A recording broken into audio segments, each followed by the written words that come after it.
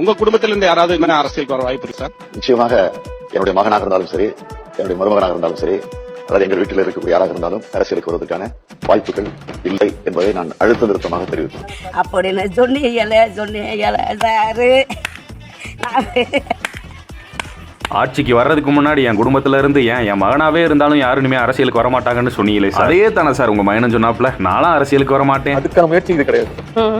ஒரு அரசியல் குடும்பத்துக்கு பிறந்தது ஒரே காரணத்துக்காக அரசியல் வரணும் அவசியம் இல்லை. ஆபா சொடிக்க, அதுக்கப்புறம் அரசியலுக்கு வந்திக்க, எப்படியவா ஆடிக்க, மக்கள் ஓட்டு போட்டுதே ஆனீங்க, மக்கள் ஓட்டு போட்டுதே ஆனீங்க. நான் இல்லைன்னு சொல்லல, அடுத்தே அறக்க பறக்க பிடிச்சிட்டு ஆடிக்க. இன்னும் அப்படிதான் முதல் முறை சட்டமன்ற ஆயிருக்கேன். அதனால எனக்கு வேணாம் தான் சொல்ல. தலைவர் அந்த மாதிரி பையனுக்காக கொடுக்கணும் அப்படின்னு அந்த மாதிரி முடிவு எடுக்க மாட்டாங்க. ஏற்கனவே அனுபவம் பெற்றவர்கள் நிறைய சீனியர்கள் இருக்காங்க. அவங்களுக்கு என்னென்ன சொல்றான் பாருங்க, கம்பி கட்டுற கதையெல்லாம். இப்ப அதே மூத்த தலைவர்களை வச்சுக்கிட்டு இப்ப நீங்க துணை முதலமைச்சரா இருக்கீங்களே, நீங்களே போய் உங்க அப்பாவை கேள்வி கேட்கலாம். அப்பா இதெல்லாம் பண்ணா 4 பேர் நாக்கப்படுங்கிற மாதிரி கேட்க மாட்டானான்னு கேளுங்க சார்.